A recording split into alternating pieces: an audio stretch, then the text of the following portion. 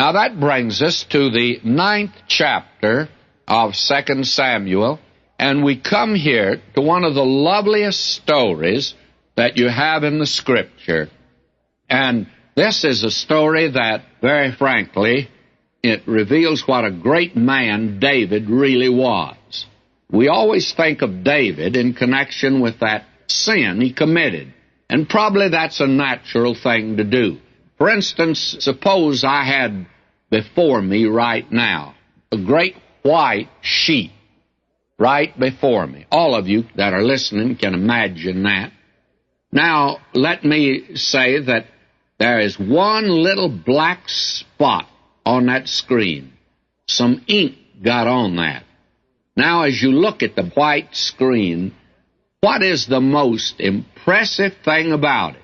There is this vast area of white, but when you put a picture on the screen, that is, you put one little black spot, that stands out. Suppose that you ride down the highway, as I have done in West Texas, and you see probably a couple thousand sheep over in the field, and there's one that's black.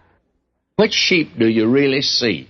Well, in the life of David, we always concentrate on the one big sin, and it was a big one. We'll deal with it when we get to it, but we give sparse attention to his noble life, to the exploits of this man.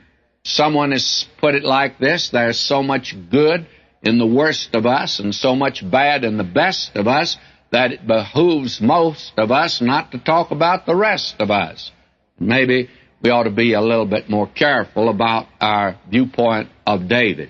Now, there's so many wonderful bright spots in the long life of David.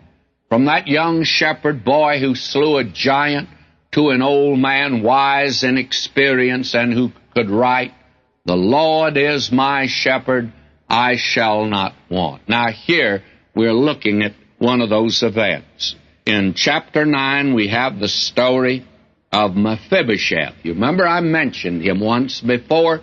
Now we've come to him. He was a grandson of Saul, but he was a son of Jonathan. And we're told here that David now befriends him. Now you must recall the background, that Saul had been the pitiless foe and the bitter enemy of David. And at the death of Saul, David began to marshal his forces.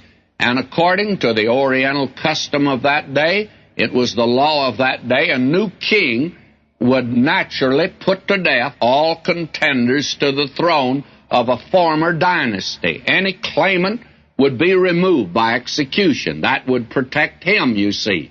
Now, according to the code of that day, David would have been justified in putting to death any of the offspring of Saul.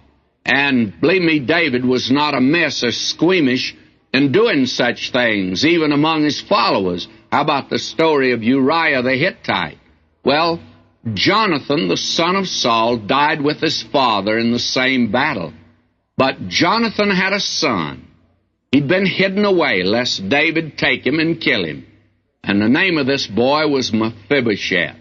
And David could more firmly establish his throne by slaying Mephibosheth, removing the last vestige of danger. But Ziba, a servant of Saul, betrayed the hiding place of Mephibosheth, and David could have taken him and